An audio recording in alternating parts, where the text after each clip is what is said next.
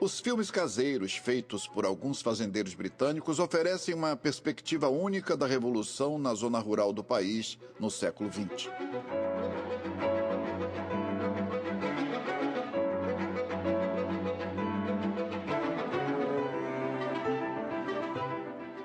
Foi uma revolução que mudou todas as áreas da agricultura. A maneira como cultivavam frutas e hortaliças mudou mais do que qualquer outra coisa.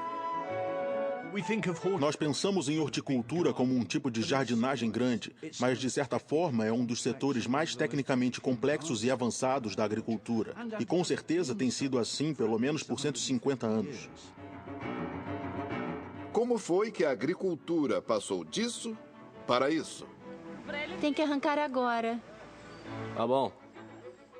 Por que nós mudamos o cultivo do lado de fora para hectares de microclimas cuidadosamente controlados? E por que tantos pequenos produtores, antes o alicerce da indústria, acabaram fracassando? Tempos atrás éramos um nome, agora somos só o número, e se esse número não estiver aqui no ano que vem, ninguém vai realmente se importar.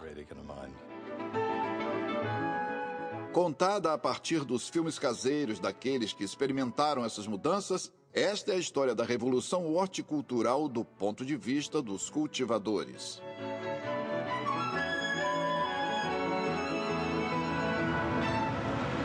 Terra, suor e trabalho. A história da agricultura no Reino Unido. Frutas e legumes. A gama de frutas e hortaliças produzidos por horticultores no século XX era enorme. Seguindo a estação de crescimento dos três mais populares, morangos, tomates e maçãs, este programa revela como os horticultores desenvolveram novas técnicas de produção e propagação.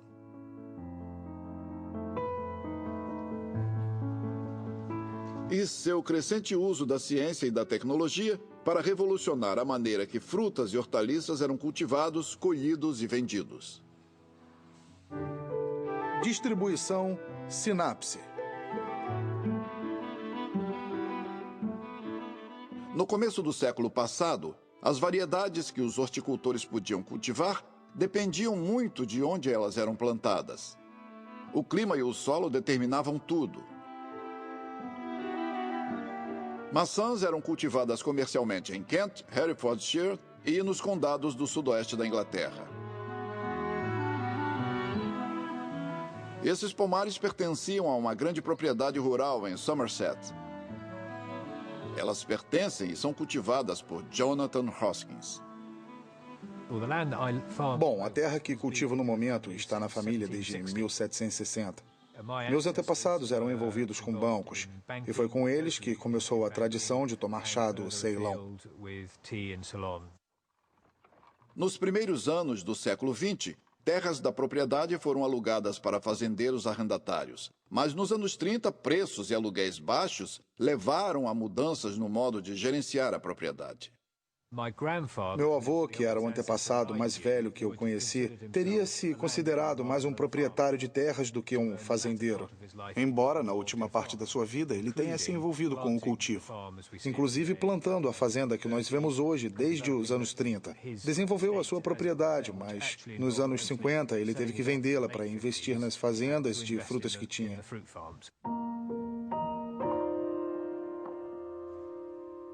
Isso! O avô de John era um entusiasta de filmes amadores.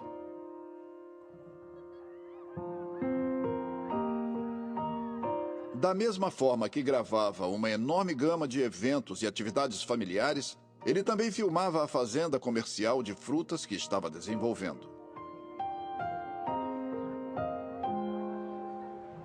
Ele percebeu que ter fazendeiros arrendatários não era uma coisa lucrativa e que ele mesmo precisava se envolver no cultivo. A oferta de frutas estava em baixa durante a guerra, mas depois de 1945, a demanda explodiu e os cultivadores de Somerset atenderam. Por volta dos anos 50, o avô de Johnny havia aumentado o tamanho de seus pomares para quase 50 hectares. E à medida que a propriedade dos Hoskins mudava, As filmagens continuavam, captando o ciclo anual de produção. As preparações para a estação de crescimento começavam com a poda de árvores no inverno. Tradicionalmente, era também no inverno quando habitantes de toda Somerset e outros condados rurais realizavam seus ritos para proteger suas lavouras. Eles esperavam afastar as pestes e outros espíritos malignos. For the Lord doth know where we shall be come apples another year, to bloom well and to bear. Na peculiar vila de Somerset, na noite de Epifania, ainda se faz esse brinde. Old apple tree, we wassail thee, and hope that thou wilt bear hatfuls, capfuls, 3 bushel bagfuls.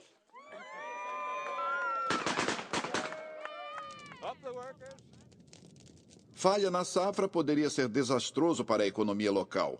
E à medida que o século XX evoluía, agricultores como o avô de Jonathan Hoskins começaram a depender menos dos costumes e mais da química.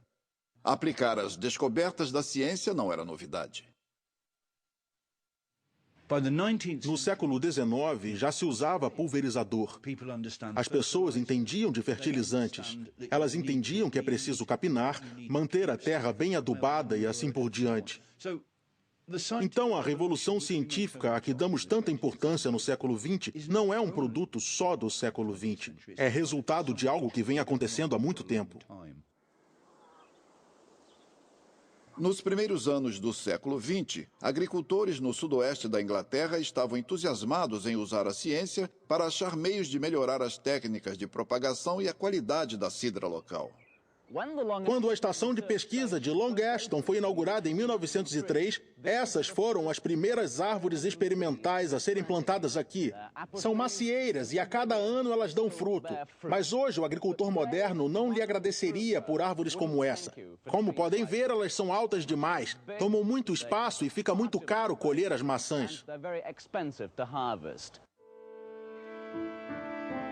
A estação de pesquisa de Long Ashton, financiada por agricultores de maçã, foi fundada em North Somerset em 1905.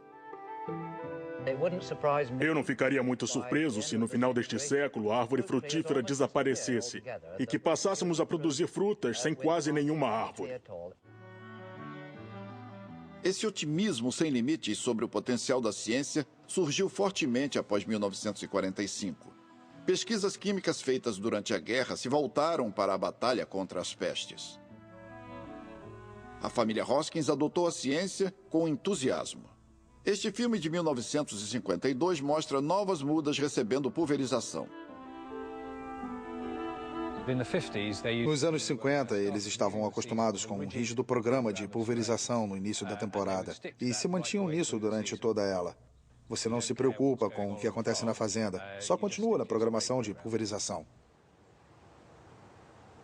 No antigo escritório da fazenda ainda tem um programa de pulverização escrito na parede.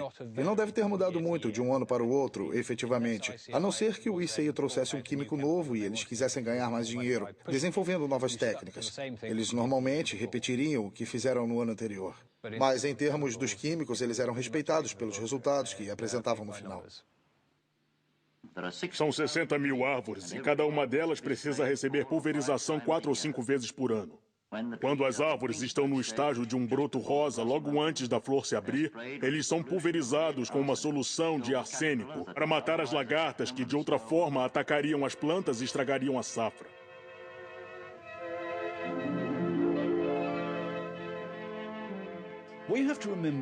Hoje temos que lembrar, olhando para trás, no auge da primeira parte do século XXI, que 60 anos atrás, químicos desse tipo eram vistos como salvadores. Eles salvavam o trabalho, aumentavam a produtividade, atacavam as pestes que podiam destruir completamente uma safra quase que literalmente da noite para o dia.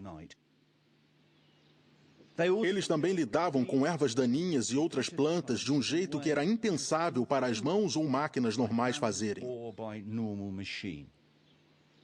Estamos em meados de abril na fazenda de frutas de Jonathan Hoskins. Depois de 1986, o uso de pesticidas passou a ser mais controlado. Embora eles ainda sejam úteis para Jonathan Hoskins, ele os aplica mais seletivamente. Este pomar é da variedade Discovery, que foi a primeira que nós escolhemos. Olha só, nós temos uma pequena peste aqui. Não sei se dá para ver bem. Essa é a sínfita de maçã. Uma pequena lagarta nasceu e ela tirou um pedacinho circular para entrar. E aí desapareceu lá dentro. Parece que acabou de sair daqui e agora vai ser uma mariposa. Nós monitoramos essas mariposas usando armadilhas de feromônio. E nós podemos monitorar a mariposa macho, contando semanalmente até vermos um voo, o que significa que, de repente, o número de mariposas vai subir depressa. Então, nós sabemos que vai haver muitos ovos que serão colocados. E daí podemos calcular o tempo exato em que os ovos vão chocar e aplicar a pulverização.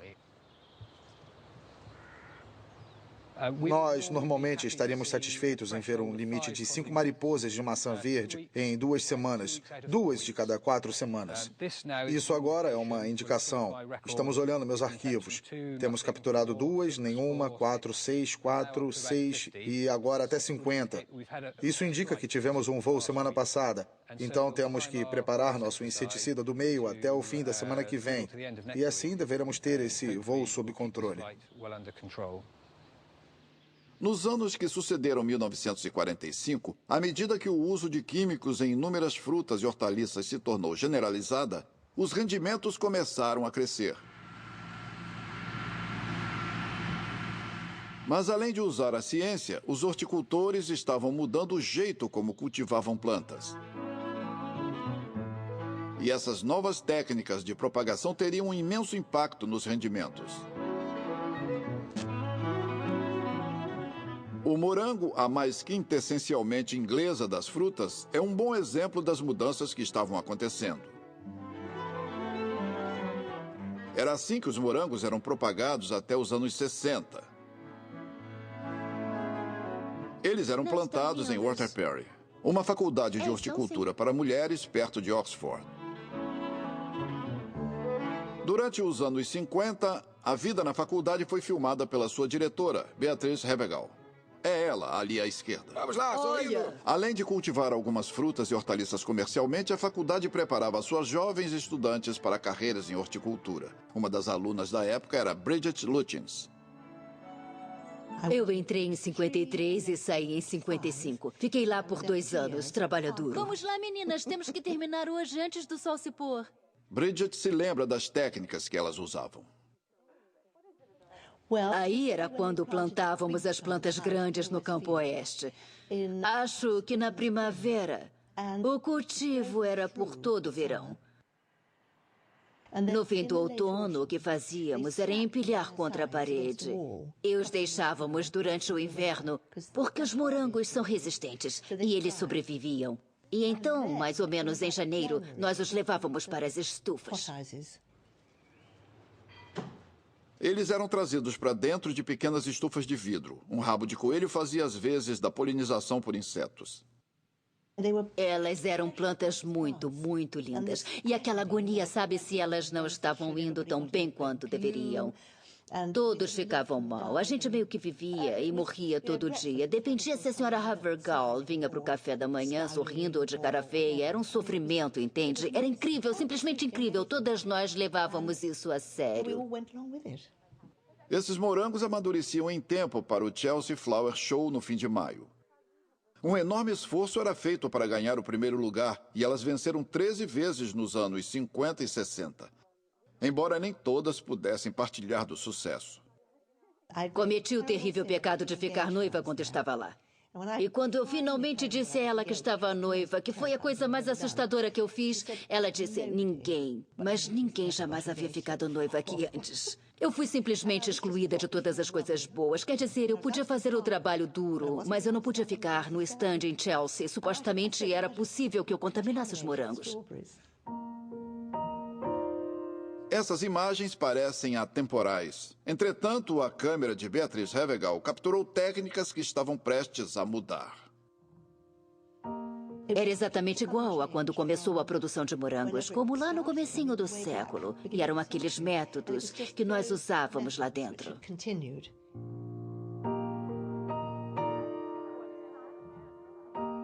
Nos anos 60, as pessoas começaram a questionar isso. E o mundo moderno começou a chegar e tudo começou a mudar.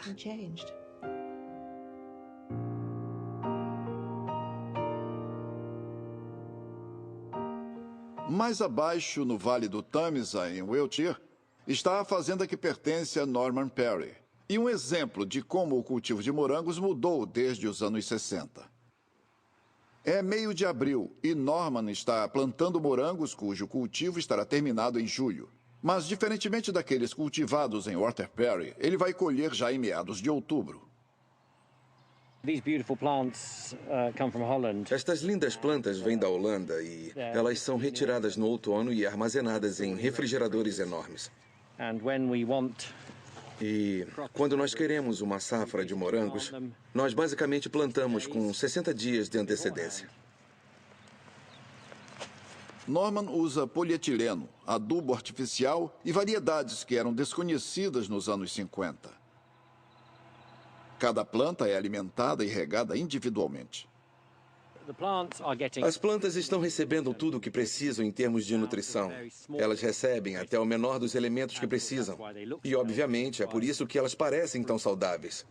E também é por isso que a fruta é extremamente saborosa. As raízes se tornam ativas sem nenhuma demora e seria muito surpreendente. Não seria culpa do sistema se uma planta falhasse. Se uma planta falha é porque quebrou em trânsito ou alguma coisa do gênero. Enquanto que no campo você pode ter uma chance de 89% sob boas condições. Aqui é simplesmente 100%. Esta safra vai estar madura a tempo para um grande evento de fim de semana, quando Norman espera atrair as multidões. Quão boa uma planta parece depende puramente de quanto você vende. Tem um ditado na indústria que diz que é muito melhor vender uma safra ruim em boas condições de tempo do que vender uma safra boa em condições ruins de tempo. O cliente é rei. E eu preciso atraí-los para cá. Enquanto novas técnicas de propagação, variedades de plantas e produtos à base de óleo como plástico e polietileno estavam sendo usadas por horticultores em todo o país para aumentar os rendimentos, um desenvolvimento de alcance maior estava a caminho. A estufa. A estufa foi revolucionária porque fez o que todo fazendeiro deseja mais que tudo. Ela remove todas as incertezas climáticas. O impacto da estufa na horticultura do pós-guerra é ilustrada perfeitamente na história do tomate.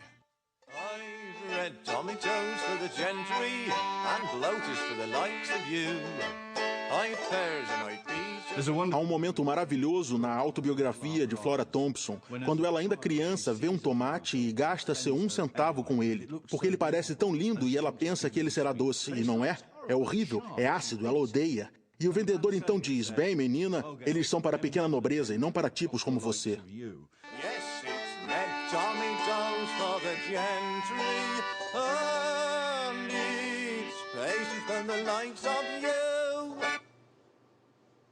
Tomates são historicamente difíceis de cultivar em áreas externas, e as primeiras estufas fizeram deles um luxo caro para a classe média. A única área da Grã-Bretanha em que eles prosperaram foi nas Ilhas do Canal. Foi nos primeiros anos do século XX, quando um pequeno número de fazendeiros familiares em Jersey começou a produzir tomates ao ar livre para a ilha. Dentre eles estavam os Lemestres, que começaram a crescer perto do fim do século XIX. Este é Peter Lemestre, cercado por tomates nos anos 50, e ele continua cultivando na ilha ainda hoje. Bem, esta é uma época muito empolgante, porque este é de fato o começo de uma nova temporada de tomates. Eu plantei algumas destas mudas de tomates 3 dias atrás. E como pode ver, elas estão apenas começando a germinar. As primeiras estão só começando a brotar. Parece que tem um espertinho aqui que nasceu sozinho. Todo ano o tempo lança uma situação diferente para você. E você se pergunta, como esta safra especificamente vai crescer? Todas essas coisas precisam ser cuidadosamente tratadas, porque a semente de tomate é uma mercadoria cara, principalmente a do tomate orgânico. Essa única sementinha aqui sozinha vale 30 centavos de dólar. E quando você multiplica isso pela área que estou cultivando, cerca de 1 hectare, isso fica mais ou menos entre 10.800 dólares a 12.500 dólares só pelas sementes. Então dá para ver que é uma aventura bem arriscada. Peter está se preparando para plantar as mudas de tomate para a próxima estação. Como ele planta tomates ao ar livre, para pegar a melhor temporada de cultivo, ele e seu pai precisam plantar em maio. Quando ele começou a atuar no negócio, era um trabalho exaustivo. Bom, é assim que nós plantávamos tomates. Você desenrolava um cordão, basicamente um pedaço bem grande de barbante, um pedaço muito longo de barbante, e assim você designava uma longa fileira que seria a base da sua extensa plantação de tomates. Exatamente todo o tomate que era plantado em dupla, com um homem na pá e uma mulher colocando as mudas. Eu sou a mulher hoje.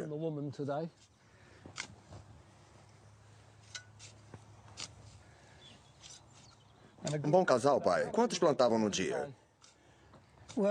Bem, mais ou menos umas 12 mil. Cerca de 12 mil mudas.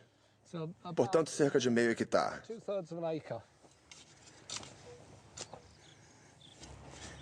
A outra coisa é que quanto mais rápido é a plantadora, mais fácil é para o homem na pá. Isso é uma reclamação?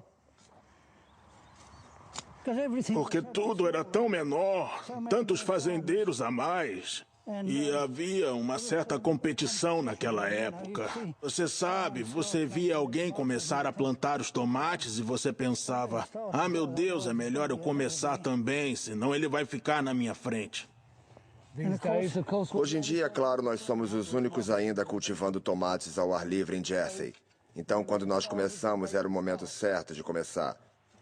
Esse sistema de plantação, eu imagino, foi o único jeito usado até meados dos anos 70, quando os primeiros plantadores mecânicos surgiram e as pessoas passaram desse sistema para o sistema de plantadores mecânicos que usamos hoje.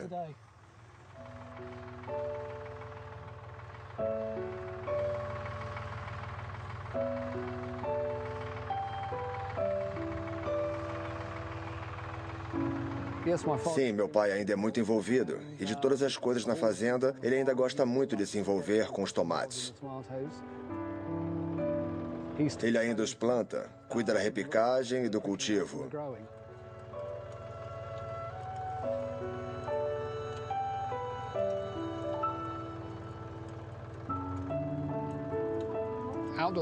Tomates ao ar livre é uma das melhores safras para cultivar do ponto de vista de um produtor. Em que você tem uma planta, você a vê crescer por um longo período. Quer dizer, estas plantas foram plantadas em meados de maio e elas não serão colhidas até agosto. E aí, é claro, você pode olhar. Não é como uma safra de batata que está escondida debaixo do solo. Nós podemos, de fato, olhar para a planta de tomate. Nós já temos 5 cachos da fruta que esperamos que seja boa e que vai produzir um rendimento muito bom de tomates.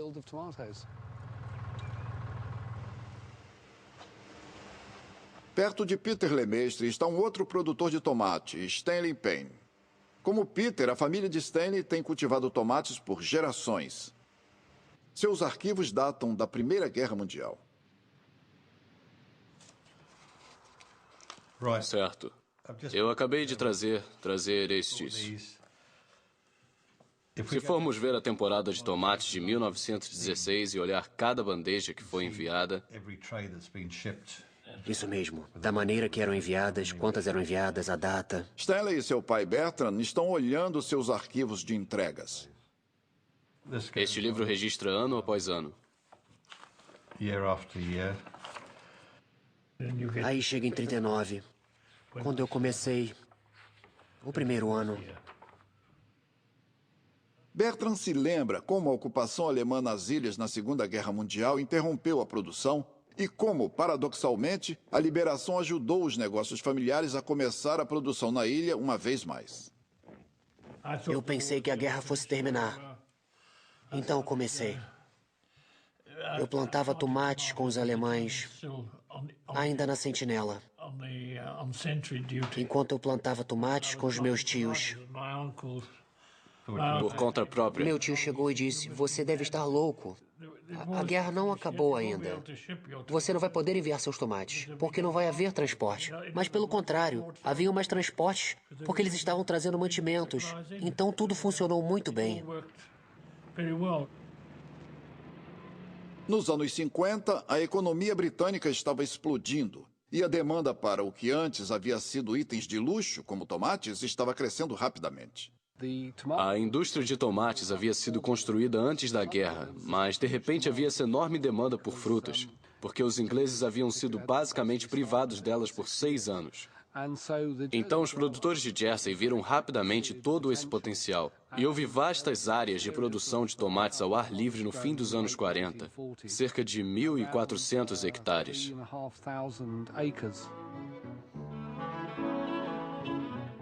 O que ajudou produtores como aqueles em Jersey a atender a crescente demanda foi a estufa. Depois da guerra, vidro se tornou muito mais disponível e barato de produzir e técnicas de construção e materiais tornaram as estufas relativamente simples de construir.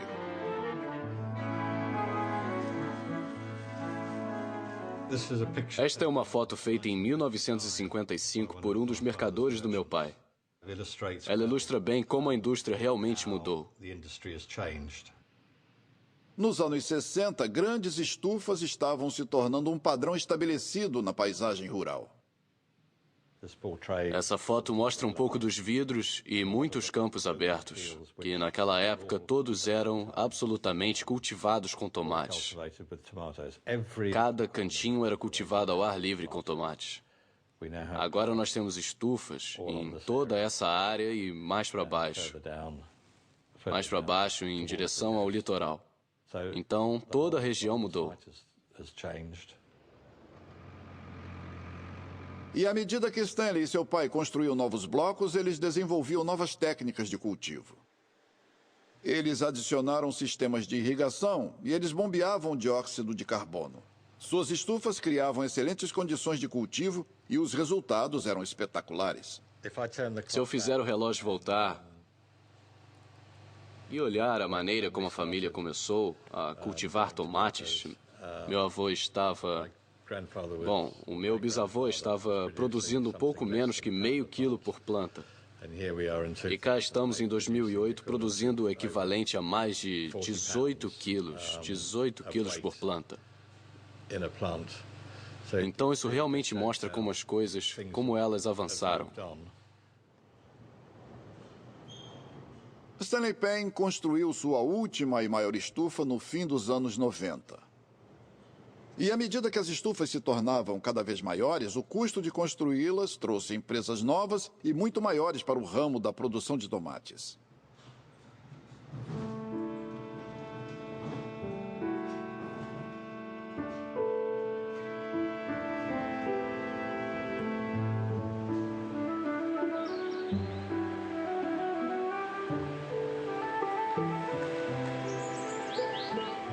Esta, em Norfolk, é de última geração. A última fase foi construída em 2007 a um custo de 10 milhões de libras. Muito além do orçamento dos Payne.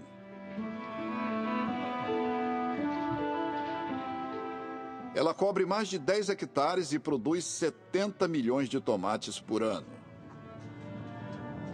Ela pertence a uma das maiores multinacionais alimentícias da Grã-Bretanha, British Sugar. E é gerenciada por um verdadeiro evangelista da produção em larga escala, Nigel Bartle. Nigel está no negócio há um bom tempo. Essa foto foi bem no começo, quando eu comecei a plantar coisas pela primeira vez. E aquela era a infame casa de brinquedo coberta com poliétileno durante muitos anos por ser uma casa de brinquedo. Não era uma simples casa de brinquedo, era uma casa de brinquedo transformada em estufa. Então era, pode-se dizer, uma nova estrutura adaptada para a safra protegida. Olhando 21 anos atrás para aquela casa de brinquedo com algumas plantas em camadas, algumas plantas de tomate, agora espalhadas em 11 hectares de vidro, 250 mil plantas. Se você tivesse me perguntado naquele tempo, eu não acho que eu teria acreditado em você. Por favor, providencie. Eu queria que um cultivador vitoriano reconhecesse as nossas plantas de tomate como tomateiros, mas o jeito que nós cultivamos é muito diferente, porque nós adaptamos. A chave de tudo é que temos que continuar nos adaptando, não podemos ficar parados, entende? As pessoas têm que se adaptar para conseguir sobreviver. Estas estruturas similares a catedrais se tornaram um símbolo do triunfo final dos horticultores sobre a natureza. Aqui, o conceito de temporada de cultivo se torna razoavelmente insignificante. Tomates podem ser colhidos de fevereiro a novembro. Horticultura é, na verdade, o epítome do que aconteceu na agricultura do século XX. É a área em que o que todo fazendeiro gostaria de fazer de algum jeito se tornou realidade. O controle absolutamente completo das condições climáticas e a manutenção das condições climáticas totalmente integradas a favor dos seus rendimentos. É tudo isso que você, pelo menos em teoria, e a não ser que algum desastre ocorra, realmente pode fazer ano após ano. No fim do século, a revolução em produção estava completa. O aumento fenomenal em produção de frutas e hortaliças foi além de tudo o que foi considerado possível antes da guerra. Mas ao lado da revolução na produção, os anos após 1945 trouxeram mudanças igualmente radicais. Dessa vez, no jeito como frutas e hortaliças eram colhidos e vendidos. A agricultura como um todo aumentou muito o seu rendimento durante o século XX. E muito da colheita foi feita com a compra de máquinas. Olhe o exemplo das colheitadeiras combinadas, as ordenhadeiras à bateria, os escavadores de batatas.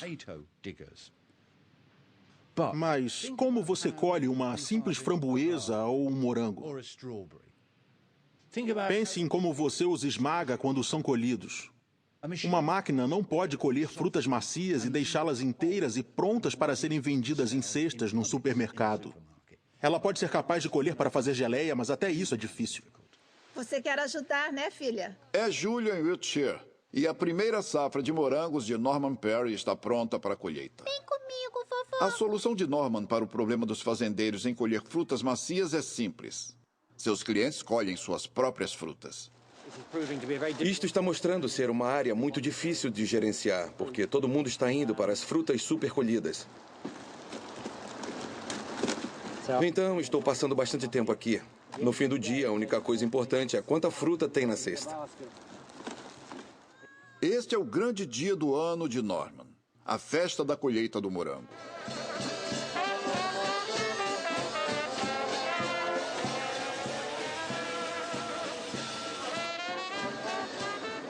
Ele espera atrair uma multidão que, enquanto aproveita as atrações, vai provavelmente pegar 1 ou 2 morangos. Muito bem, crianças, senhoras e senhores. Este meio é o nosso grande evento de marketing. Na alta temporada, é o que nós esperamos para mudar os morangos de mãos. Agora, este ano, por causa da primavera fria e do verão razoavelmente fresco, as frutas aguentaram extremamente bem. O evento é um pouquinho mais tarde do que eu gostaria, mas por causa da natureza dos motores a vapor, eles são lentos para ir de um show ao outro. E este ano nós tivemos que fazer no fim de julho. E é claro que a pergunta é, será que vai chover ou o tempo vai ser bom? Se chover, bem, basicamente muitas frutas estragam. O que tende a acontecer é que a fruta é colhida dos dois lados. Eu faço um esforço colossal para distribuir as pessoas nos dois lados. Ou eu digo a elas onde tem que ir, ou eu coloco as placas de trilhas para guiá-las. Você sempre fica com um tipo de falha no meio, quando as frutas não são colhidas apropriadamente.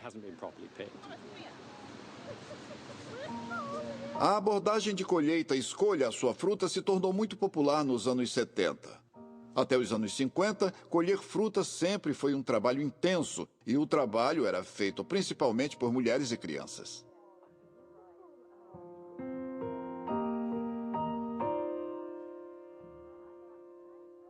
Isso era tradicional no fim do século XIX e no início do século XX. Mas logo depois, exatamente nos anos 20 e nos anos 30, esse grupo de trabalhadores casuais começou a declinar por diversos motivos. Alguns deles têm a ver com as aspirações das próprias mulheres. Elas simplesmente não queriam fazer esse trabalho que era bem pesado, sujo e muito mal pago também nas fazendas.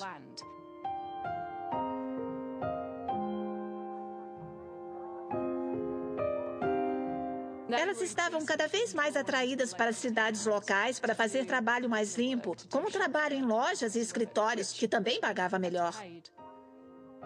O estímulo pela terra foi aquecido pela necessidade de trabalho durante a Segunda Guerra Mundial. Milhares de mulheres, frequentemente das vilas e cidades, se juntaram ao exército de mulheres da terra. O gosto pelo cultivo que essas mulheres desenvolveram durante a guerra levou a resultados surpreendentes. O trabalho no Exército de Mulheres da Terra frequentemente tinha um impacto profundo nas suas atitudes e expectativas. Muitas dessas mulheres urbanas, apesar do trabalho ser pesado, na verdade, realmente gostavam. Houve uma grande tendência depois da guerra, de mulheres querendo permanecer no interior, no campo, para trabalhar em ramos da agricultura e horticultura.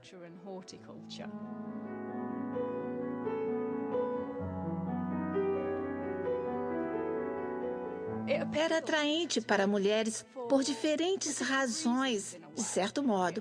O trabalho oferecia para as mulheres urbanas uma nova sensação de liberdade.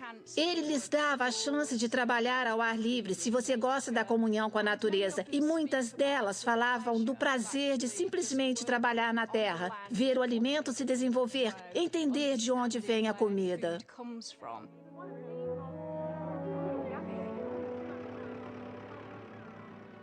Então, nós vemos uma tendência após a Segunda Guerra Mundial de mulheres. Se pudessem pagar, se elas talvez tivessem uma pequena renda, de mulheres de fato pagando para treinar profissionalmente. E muitas delas foram para instituições como Walter Perry. A diretora de Walter Perry, Beatrice Havergal, e sua parceira Ave Sanders recebiam novas jovens alunas. Jean Manger era uma delas.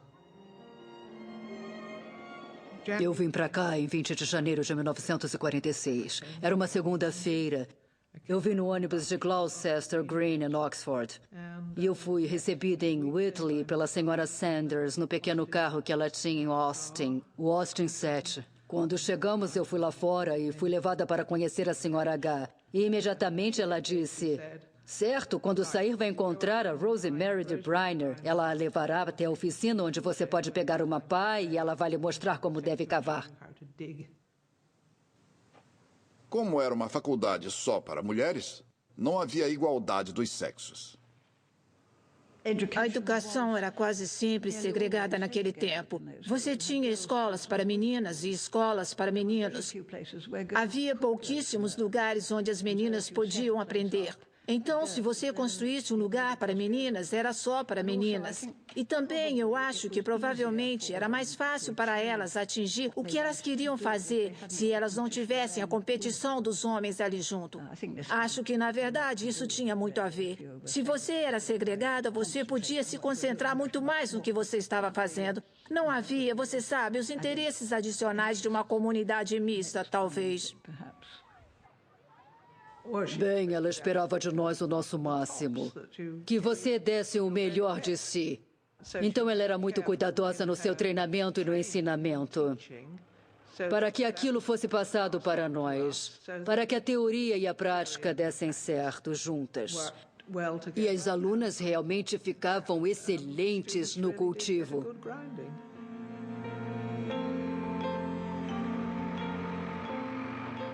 Gradualmente, Walter Perry me deu muita confiança e acho que me fez capaz de desenvolver uma carreira própria, eu acho. Sem ela, eu não sei como eu teria continuado. Então, eu sempre me lembro do meu tempo em Walter Perry como um tempo muito feliz, mas também um tempo que me ajudou a desenvolver minha vida com sensibilidade. Enquanto algumas partiram para desenvolver suas próprias carreiras, outras se tornaram professoras em Walter Perry. Eu tinha duas opções. Se eu quisesse ficar ou se eu quisesse voltar, entende? Ir para o exército, no campo, e de lá para outro lugar. Mas não, eu era muito feliz aqui e ela parecia muito feliz com o que eu estava fazendo. Então, foi assim que eu decidi e eu resolvi ficar.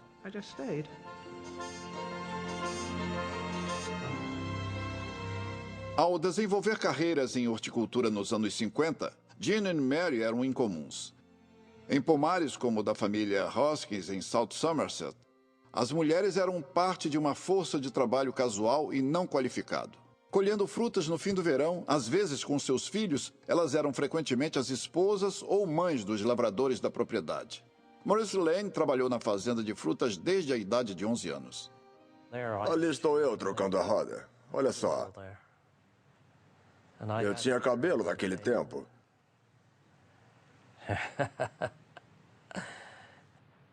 Maurice trabalhou para a família Hoskins toda a sua vida. Eu acho que havia uma época especial em que todo mundo vinha colher maçãs, porque todos sabiam que as maçãs estavam prontas. E você não precisava pedir para as pessoas virem. Elas apenas vinham. Você praticamente atraía pessoas de toda parte, das vilas ao redor. Elas todas sabiam quando era a época de colheita de maçãs. E elas simplesmente vinham.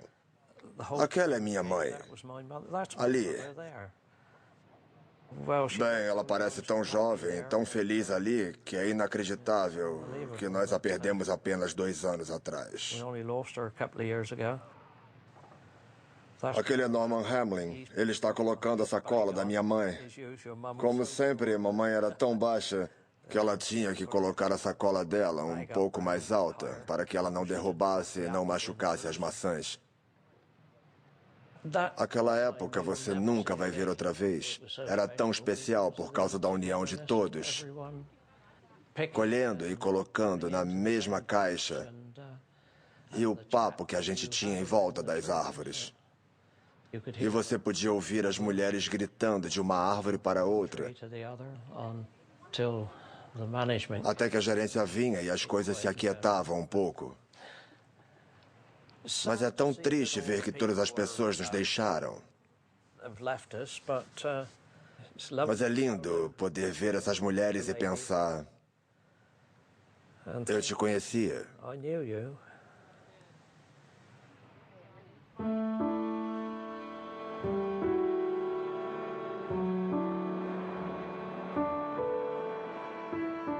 Uma vez colhidas, as maçãs eram empacotadas no próprio local. O carrinho carregado de caixas de um alqueire era virado e descarregado diretamente dentro do que era a área de armazenagem e empacotamento.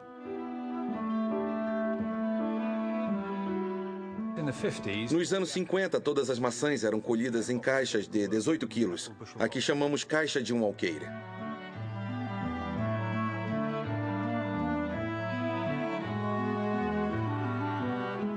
Se você vier por aqui até a antiga sala de classificação, que você viu nos filmes de arquivo, nós agora estamos na sala de classificação que está cheia efetivamente de entulho de fazenda.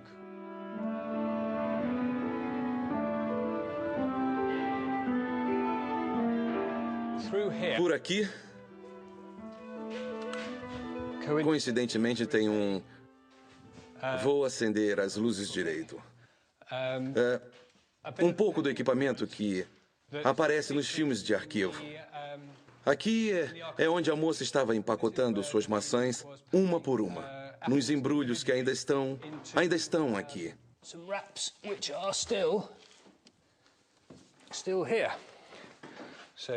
Então aqui é um pedaço de papel de embrulho com a marca registrada Parity Brand Somerset, do meu avô, que ficava aqui.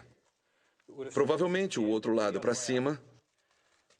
Pegava, colocava a face da maçã contra a logomarca, virava, girava a maçã e ia para dentro da caixa. A caixa subia pelas esteiras até as outras esteiras e daí para o despacho.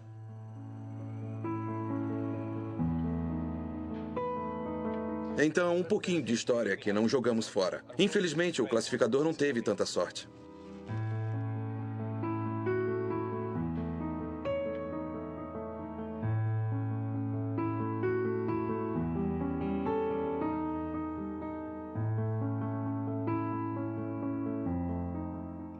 Apenas 20 anos mais tarde, esse modo de colher e empacotar maçãs havia desaparecido.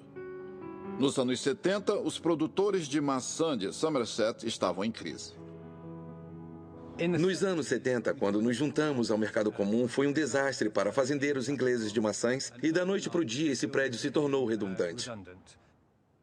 A Grã-Bretanha havia se juntado ao mercado comum em 1973 e o impacto nos produtores de frutos foi profundo. Produtores britânicos se viram em competição com outros países do mercado comum no que agora era um grande mercado livre. O preço das maçãs inglesas, ou todas as maçãs entrando na Inglaterra, simplesmente caiu atravessando o chão e durou alguns anos. E foi aí que os fazendeiros de frutos tiveram que se juntar aos outros fazendeiros para compartilhar despesas gerais. Cooperativas foram formadas e realmente levou 15 ou 20 anos para voltar à situação quando estávamos relativamente estáveis. Os Hoskins sobreviveram, mas muitos foram expulsos do negócio. Áreas inteiras da paisagem do oeste do país foram mudadas à medida que pomares eram negligenciados ou, pior, arrancados. Quando os pomares desapareceram, o mesmo aconteceu aos colhedores locais. Eles foram substituídos por outro princípio do mercado comum, o movimento livre do trabalho. Esta plantação de morangos de Herefordshire é típica dessa tendência. Nós cultivamos morangos nesta fazenda desde o fim dos anos 90. E nós sempre usamos mão de obra do leste europeu desde que começamos. Eram predominantemente poloneses e lituanos, e de países que não estavam na União Europeia. É uma boa fonte de trabalho de confiança. Pessoas que vêm numa data marcada, voltam para casa numa data marcada. Eles sabem. Eles vêm com uma meta em mente de quanto eles querem ganhar. E por isso são muito confiáveis.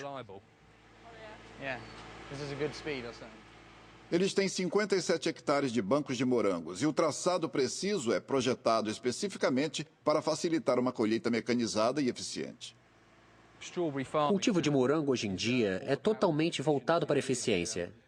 Este campo, quando começamos outono passado, estava marcado com um sistema GPS para assegurar que fizéssemos o uso total de nosso espaço disponível, para assegurar que cada fileira fosse reta, para que quando os túneis fossem perfurados, eles fossem bem retos. A máquina que você vê atrás de nós está encaixada perfeitamente, não há lugar para erros.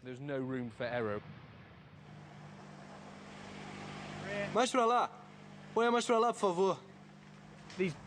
Essas colheitadeiras nos ajudam a colher a fruta com mais eficiência. Elas fazem isso ao apresentar as frutas ao colhedor, já que eles são suspensos acima da fruta e limitando todas as outras coisas que precisam fazer. Todas as outras operações, então eles só colhem. Todas as outras coisas, jogar as frutas em algum lugar, avaliar, classificar, controle de qualidade, tudo isso é feito pelo supervisor que fica no deck. E aí, qual é a contagem de bandejas até agora? Quantas bandejas? Vou ver. Nós não queremos pagar os colhedores para eles ficarem à toa ou irem ao banheiro. Eles têm intervalos distribuídos de 15 minutos às 9h30, mais ou menos. Mas fora isso, nós realmente queremos eles maximizados, sua habilidade de colher maximizada. Então eles passam o máximo de tempo possível perto das frutas colhendo. Um momento! Comparados com outros colhedores manuais, os bandos de colhedores manuais que saem no campo, eles melhoram a produtividade em mais ou menos 25%. E eles parecem estar 100% mais felizes na colheitadeira, porque eles precisam fazer metade do trabalho e geralmente eles tendem a receber mais. Só pela apresentação da fruta, entende? Está tudo ali para eles, eles não precisam fazer nada. Colhedores felizes. Você gosta de trabalhar na colheitadeira? Sim, é bom. É bom, é fácil. É fácil colher com equipamento. E se eu te dissesse que amanhã você vai colher manualmente? Ah, eu odiaria você. No passado, era argumentado que o trabalhador rural era alguém especial. Ele, de fato, plantava o que colhia. Ele seguia ao longo de todo o processo. Ele era particularmente próximo da terra. E, frequentemente, de um jeito mítico, isso lhe dava um status especial. Só que isso simplesmente não é mais o caso. O trabalho rural agora é dividido. É como trabalhar numa fábrica. As pessoas agora executam um processo apenas como parte de um conjunto de processos.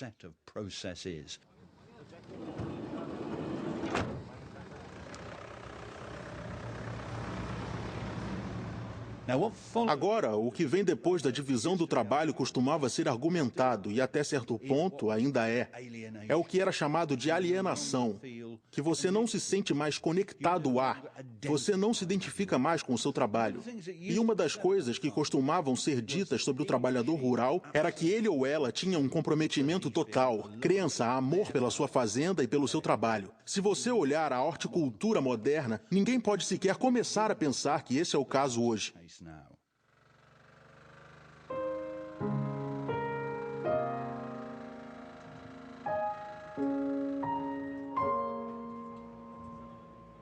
E os anos após 1970 viram surgir mudanças não só no jeito como a fruta era colhida, mas também no modo como era vendida. Estes morangos não estão destinados a quitandeiros locais. Eles estão destinados a um supermercado que tem um contrato direto com os produtores. Por muitos anos, os horticultores vendiam sua mercadoria no mercado da cidade mais próxima. Ou, se fosse um produtor maior, ele enviaria a produção para mercados de atacado como Covent Garden e daí para os quitandeiros locais. O que começou a mudar enquanto o século XX avançava foi que o outro lado da cadeia, o lado dos mercados, o lado do varejo, se tornou mais e mais centralizado. E mais, entre aspas, nacionalizado. Por exemplo, nacionalizado no alcance. Firmas como Sainsbury's, como Lipton's, como toda uma gama de outras empresas, McFisheries, muitas delas há muito esquecidas, agora passaram de 1 ou 2 lojas em uma cidade para 20 ou 30 lojas numa área, para 50 ou 100 lojas. Muito rapidamente, o poder de compra dessas lojas se tornou imenso. E muito rapidamente, eles reconheceram o poder e a importância de suas habilidades de compra. E os produtores foram rápidos em assumir as novas oportunidades oferecidas. Em vez de ter, por exemplo, 50 clientes diferentes, você passa a ter só um grande cliente, um negócio bom e regular. E você sabe que os horticultores ficaram felizes. Eles estavam felizes em fazê-lo. Não durou muito tempo. Contudo, porque se tornou cada vez mais claro que havia riscos em colocar todos os seus ovos ou todas as suas maçãs na cesta do supermercado. E é realmente o caso de fazer um pacto com o diabo, porque você perdeu seus outros clientes ao ajudar os supermercados, porque você levou os quitandeiros independentes à falência. Mas aí você está envolvido com essa gente e eles só veem você como alguém de quem eles podem ter preços cada vez menores. Ao final do século XX, a estrutura da produção e venda horticultora havia mudado radicalmente. A história do tomate ilustra bem o que aconteceu. O número de produtores encolheu dramaticamente. Em 1970, havia mais de 700 produtores de tomates. Em 2005, esse número havia diminuído para apenas 40. Que tempo agradável, né? É, e que safra boa. Na busca por preços mais e mais baixos, os supermercados começaram a comprar frutas e legumes ao redor do mundo. They say the best things come in pairs. Well, it's certainly true that some of the best pears come from the Cape. And that's true for the apples as well. Golden delicious. How well this variety is named. Na Grã-Bretanha, à medida que as margens de lucro se tornaram menores, foram as grandes companhias como a gerenciada por Nigel Bartle que prosperaram. As vastas estufas que ele gerencia são capazes de entregar um produto uniforme em volume suficiente para ser competitivo. Uma fruta sozinha chega até debaixo desta caixa, e lá dentro tem câmeras.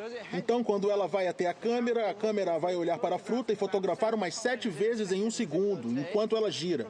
Daí o sistema vai ter uma boa ideia da cor geral da fruta. Aí ela segue adiante, e sob essa seção tem uma célula de pesagem. A fruta, o computador sabe a cor dela. Agora ele vai pesá-la e ele sabe a relação entre o peso e o diâmetro. Aí ele joga dentro de um copo e ela desce para o classificador. E aí vai sair em diferentes áreas de acordo com o tamanho e a cor. Então nós temos muitos tomates uniformes com tamanho e cor uniformes. Mas para o pequeno produtor havia uma alternativa. Produzir um produto superior, como tomates orgânicos. Peter Lemestre faz exatamente isso e está sobrevivendo. embora o péssimo tempo no verão de 2008 tenha devastado sua safra. Essa safra sofreu muito. E é claro que esse é o lado ruim do cultivo orgânico. Que quando o tempo está contra você, é muito difícil conseguir uma safra completa. E provavelmente aqui, eu sei que estamos bem no final da temporada, mas eu provavelmente vou colher só 1/3 dos tomates que eu normalmente gostaria. Vamos lá, temos muito o que fazer. O custo de cultivar uma safra convencional é que eles estão usando produtos químicos e fertilizantes artificiais, que nesse momento estão subindo de preço numa média entre 30% e 100%. E o produtor orgânico, obviamente, não usa esses insumos. Então, nós podemos ser capazes de nos manter muito competitivos no mercado no futuro. Há uma aceitação com o comprador orgânico que você não precisa ter frutas perfeitas, sem marcas, para ser muito saborosa. Então, isso nos deu uma leve margem e uma razão para pensar que nós podemos ser bem-sucedidos num futuro próximo, cultivando tomates ao ar livre.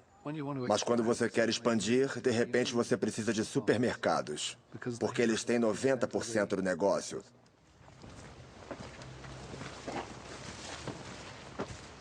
Eu acho que haverá pessoas que cairão da estrada porque será muito difícil que elas sobrevivam no clima atual. A não ser que o preço de algumas frutas e algumas hortaliças suba. Aqueles que sofreram foram os produtores médios, aqueles que não podiam aumentar sua produção para atender os preços exigidos pelos supermercados. Gente como Stanley Penn, em Jersey. Seu negócio foi pela trilha de muitos como ele. A temporada 2008 de produção de tomates na ilha foi a sua última.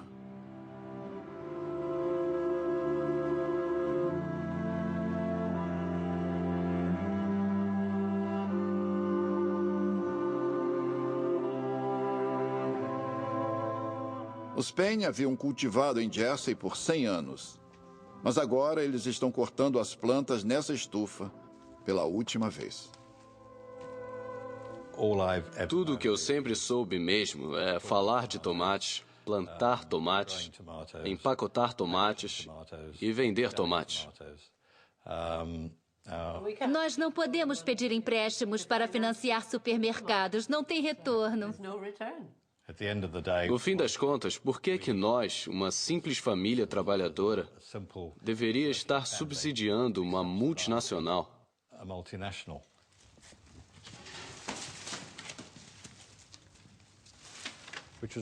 O que é uma tragédia, na verdade, porque é toda uma indústria que se foi. Todas as habilidades vão desaparecer para sempre e nunca serão substituídas. Mas é assim que o mundo gira. Todo mundo quer tudo por nada. Nós sempre fomos uma grande vila aqui com mais de 50 empregados. Tem sempre barulho, tem sempre atividades. E tudo vai ficar completamente em silêncio. Muito, muito esquisito.